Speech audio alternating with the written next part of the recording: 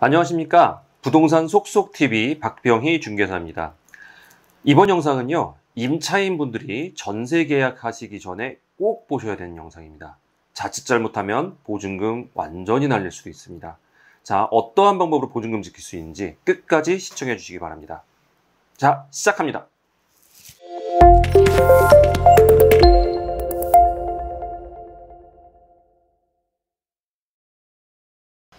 자, 이번 사례는요, 임차인이 보통 전세 계약을 하지 않습니까? 그때 자신의 보증금, 나올 때 자신의 보증금을 지키기 위해서 제일 중요한 것들, 그 법적인 보호 근거에 대해서 좀 설명을 드리려고 합니다.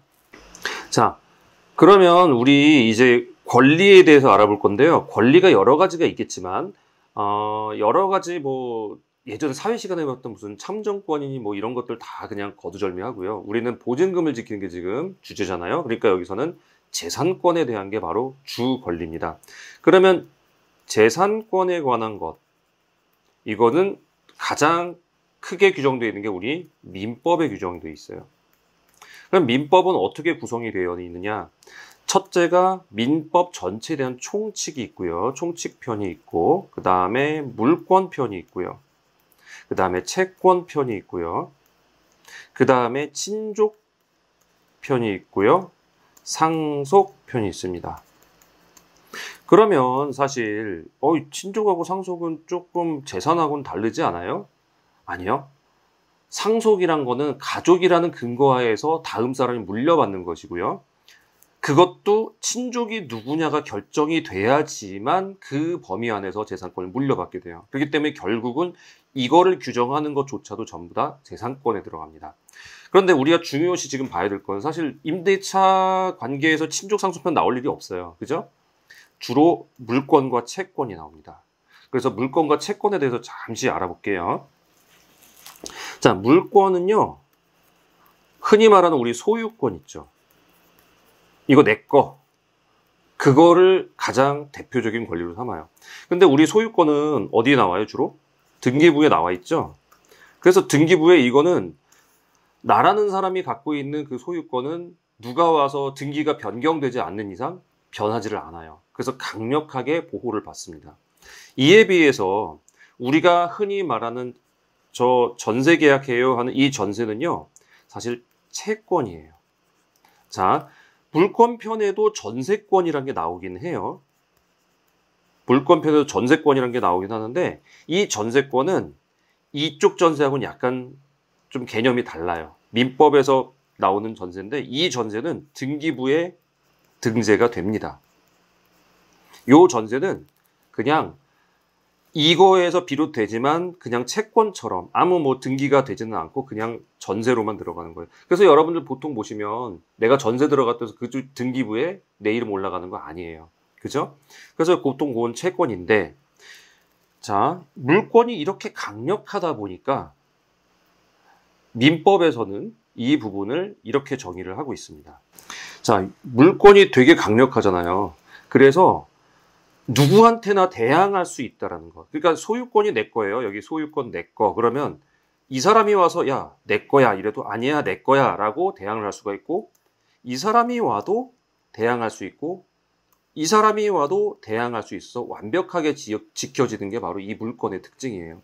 그러다 보니까 물권은 함부로 만들어질 수가 없어요. 그래서 여기 보시는 대로 법률이나 관습법에 의해서 하는 경우, 이게 지정이 되는 경우, 아닌 경우에는 임의로 창설하지 못한다라고 되어 있어요. 이거를 물권 법정주의라고 하는데, 물권은 법으로만 정한다 이 얘기예요. 그래서 물권 자체는 사실 몇 가지가 없어요. 민법에 나오는 총 8가지인데 채권은 무수히 많아요. 얼마든지 만들어낼 수도 있고요. 왜냐하면 채권은 이거하고는 달리 내가 A라는 사람, 자, 요거를 좀 지우고 깨끗한 곳에서 해볼게요. 자, A라는 사람이 있고 B라는 사람이 있었어요. 그런데 A한테 B가 돈을 빌렸어요. 100만 원을 빌렸습니다. 그리고 나서 나중에 이제 돌려줄 때가 된 거예요. 그래서 A가 야, B야, 나 100만 원 지난번에 빌려줬던 거 나한테 갚어. 그랬더니 B가 다음 달에 줄게. 계속 미루는 거예요. 안 주는 거예요. 그러면 이제 이 사람은 이 사람한테 100만 원에 대한 청구를 할 수가 있게 되는 거죠. 그런데 이거를 전혀 다른 C가 B한테 야, A한테 빌린 돈 나한테 돌려줘. 청구 가능한가요? 네, 이런 건 불가능해요. 그래서 이렇게 둘 사이에만 관계되는 것, 다른 사람하고는 전혀 연관이 없는 것을 바로 채권이라고 그러고요. 물권은 A가 소유권을 갖고 있으면 그 누구한테도 대항할 수 있다라고 해서 이거를 물권이라고 그러고요. 채권은 아까 같이 둘 간의 관계에서만 일어날 수 있는 권리를 채권이라고 그래요. 그러면 여기서 중요한 거는 임대인하고 임차인하고 한번 보자고요. 그러면 임대인은 처음에 계약할 때 이 사람한테 전세 목적물을 인도를 해줘야 되고 이 사람한테는 보증금을 줘야 되는 채권 채무 관계를 갖게 돼요. 이게 전세가 만료하게 되면 반대가 되죠, 이제. B는 A에게 명도를 해줘야 되고 A는 B에게 보증금을 돌려줘야 되는 때가 옵니다. 임대임차예요. 자, 그런데 이게 예전에 문제가 됐던 거는 두 권리 사이에 충돌이 일어날 때였어요. 언제였냐면요. 소유권이라는 물권과 임대차 관계라는 채권이 서로 충돌하게 되면 물권이 무조건 이기는 거예요. 자, 이게 권리에 대한 충돌에 관한 얘기인데요. 자, 물권과 물권이 서로 충돌이 일어나면요. 먼저 등기가 경로된, 그러니까 먼저 성립된 물건이 우선합니다. 그리고 채권끼리 서로 경합하잖아요. 그러는 채권끼리는 우선순위가 없어요. 서로 양분하는 거예요. 자기의 채권에 비례한 만큼에 대한 안분배당이라고 하죠. 그렇게 해서 나누는 거예요. 그 자세한 건 나중에 이제 또 기회가 되면 설명드릴게요. 근데 문제는 물권하고 채권하고 부딪히게 되면 물권이 무조건 이기더라라는 거예요. 그래서 소유권하고 임대차 관계에서 물권이 무조건 이긴다라는 거예요. 이게 어디서 일어났냐면 A가 소유자였어요. 임대인이었죠. 그러니까 소유자. 그리고 B가 임차인이었어요. 그런데 그래서 이게 전세 관계가 성립이 됐어요. 그런데 그 사이에 C라는 사람한테 팔아버린 거예요. 매매를 한 거죠. 그러면 이제 이 사람이 소유자고 이 사람은 소유자가 아니네요. 자, 이 상황에서 문제가 됐어요. 나중에 이제 B가 A한테 보증금 돌려주세요. 저 나갈 거예요. 그랬더니 이제 나 소유자 아니에요. C한테 가서 물으세요. 얘기가 이렇게 나온 거예요. 그래서 C한테 가서 나 보증금 돌려주세요. 그랬더니 너 그거 A하고 한 계약이잖아. A하고의 채권이잖아. 니네 둘 간의 문제지 나하고는 상관없어. 안 돌려주기 될 거예요. 근데 이게 법적으로 보니까 아까 그랬잖아요. 물권하고 채권하고 경합이 되면 물권이 무조건 이긴다면서요. 이 사람이 이기고 이 사람한테 받아야 되는데 이 사람이 이미 잠적했죠. 어디로 가버렸잖아. 돈 받아서 다 가버렸잖아요. B라는 사람이 도대체 보증금을 돌려받을 길이 없더라. 그래서 B가 결국은 길로 내앉더라. 이게 80년대에 일어났던 일이에요. 80년대 초에. 그래가지고 이때 이래서는 안 되겠다. 국민의 주거의 안정을 보호하자. 그래서 나왔던 게 주택 임대차 보호법이라는 겁니다. 이 주택임대차 보호법의 가장 중요한 점은 뭐냐면요. 물권이 채권을 늘 이겨. 하지만 주택에서만큼은 물권을 채권이 이길 수 있도록 해줄게 라는 법이에요. 그러니까 얼마나 강력한 법이 있어요? 이 모든 법의 기초는 임차인을 보호하기 위한 목적으로 사용이 됩니다. 그래서 이 법을 뭐라고 부르냐면 임차인 한쪽만 편든다 그래서 편면적 강행규적이라고 해요. 임차인은 다 되는데 임대인은 안 돼요. 그런 아주 불리하고 불평등한 그런 법입니다. 자, 그럼 여기서 어떻게 그러면 얘를 보호할까? 임차인을 어떻게 보호할까? 물건이 채권한테 지는데 어떻게 보호할까를 이 법에서 설명하고 있어요.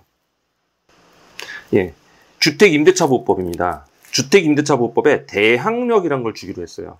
그러니까 물건하고 채권하고 싸우면 채권이 맨날 진다며 이거를 대항력이라는 걸 여기다 부여를 해줘서 대항력이 생기는 순간 물건 너 채권한테 이때는 져 라고 하는 거를 마련해 줬어요. 그럼 대항력이 뭔가가 제일 중요하겠네요. 그거를 알아야 임차인이 자신의 보증금을 보호를 할 수 있겠네요. 그죠?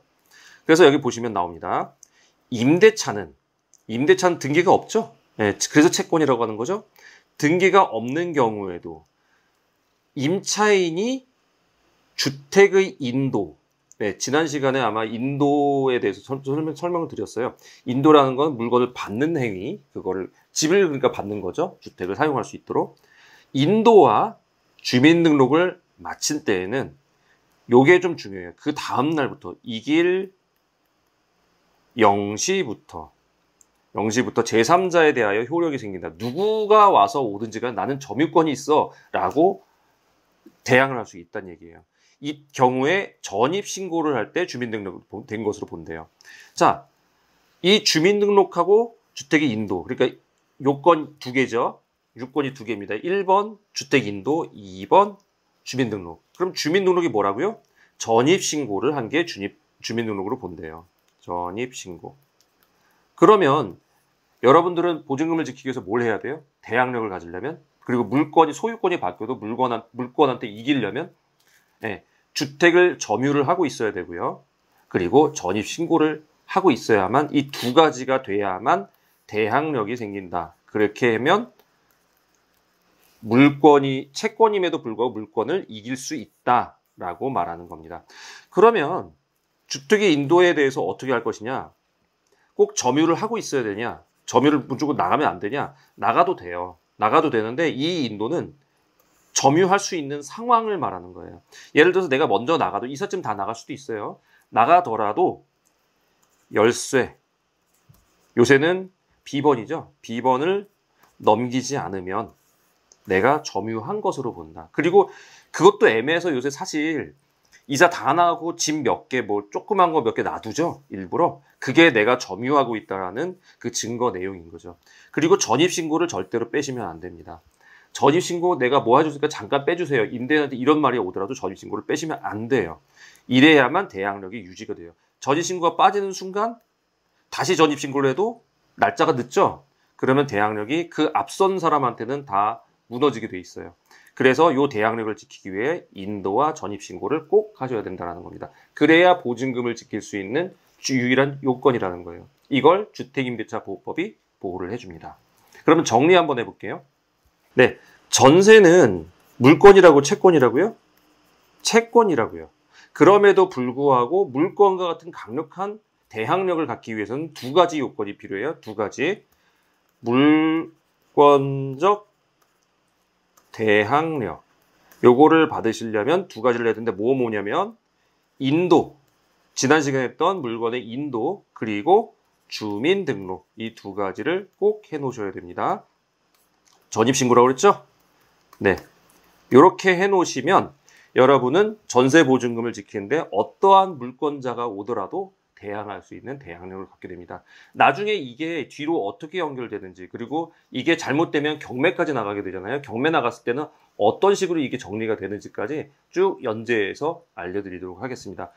몰라서 사실 제일 두려운 거예요. 하지만 알게 되면 그렇게 두려울 건 없어요. 그러니까 이 두 가지 꼭 유념하셔서 계약하시기 바랍니다.